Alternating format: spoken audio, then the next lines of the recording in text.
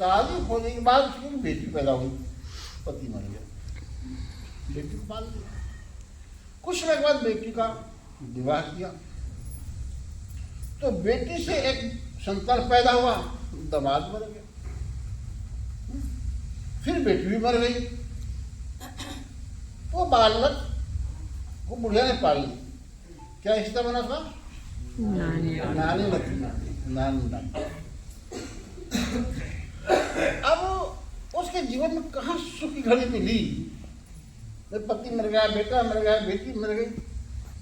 तो आज आदमी का अगर सब काम अच्छा अच्छा हो रहा है तो भगवान बहुत अच्छे हैं, और कोई काम खराब हो तो भगवान बहुत घट्टे हैं। गाली देता है बहुत लोग मिले, बहुत लोग मिले जो गाली देते हैं भगवान को। क्या किया भगवान ने मेरे लिए? मैं क्या बिगाड़ा था भगवान का? तो बुढ़िया को मरने के दिन नजदीक आ गए, और दिन जब नजदीक आ गए उसका कंठ बंद हो गया।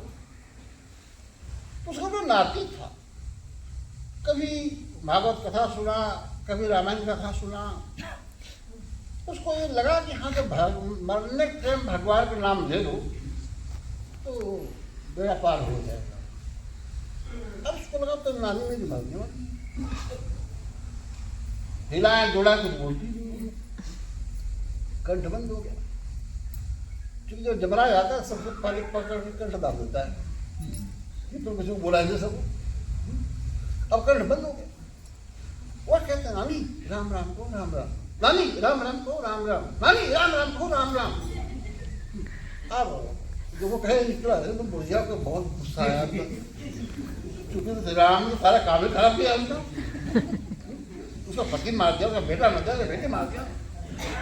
अब राम नाम से बड़ी बुराई लगती है। वो बार बार कहते हैं नानी राम राम को राम राम, नानी राम राम को राम राम। बड़े हिम्मत जुड़े बुढ़िया ने। तो कहती है कितना यटा कुटा बतिया कहले नातिया। 75 आवाज बोल के 200 बोले सतगुरु भगवान की जय। तो मतलब इसका अभ्यास करते हैं जिंदगी में यार तभी हो। यदि अर्जुन से तो निरंतर स्मरण कर और युद्ध कर, पता नहीं कब दुश्मन का बाण लगकर मौत हो जाए। भरोसा है? अब निरंतर की बात करिए, कौन ऐसा शब्द है जिसका जाप आप निरंतर कर सकते हैं?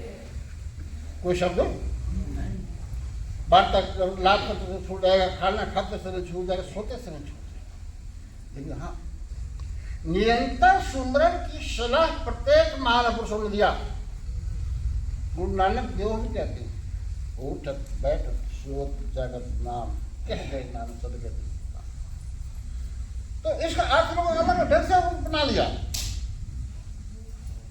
हर आदमी अपने अपने ढंग से अर्थ लगाता है।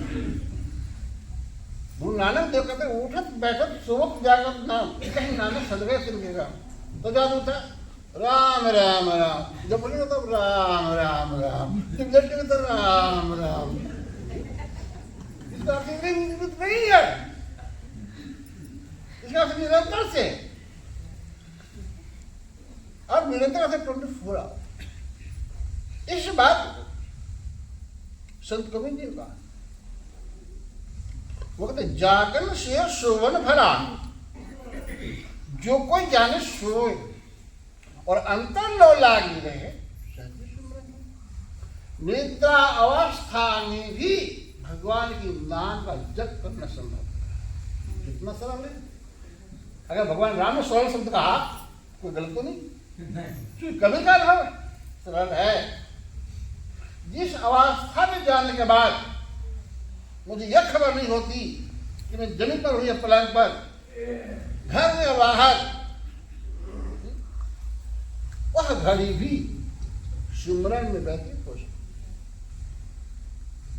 बशर्ते उसका ज्ञान इंसान को होनी चाहिए, ज्ञान होना चाहिए। तो आज सबसे पहले जरूरत है ज्ञान का। उसको हम ब्रह्म ज्ञान करते हैं, तत्व ज्ञान करते हैं, आत्म ज्ञान करते हैं। परमात्मा का वह पवित्र पावन नाम जो हृदय में बसा हुआ है, उस नाम का जब हम चिंतन करेंगे तो उस परमात्मा का दर्शन होगा।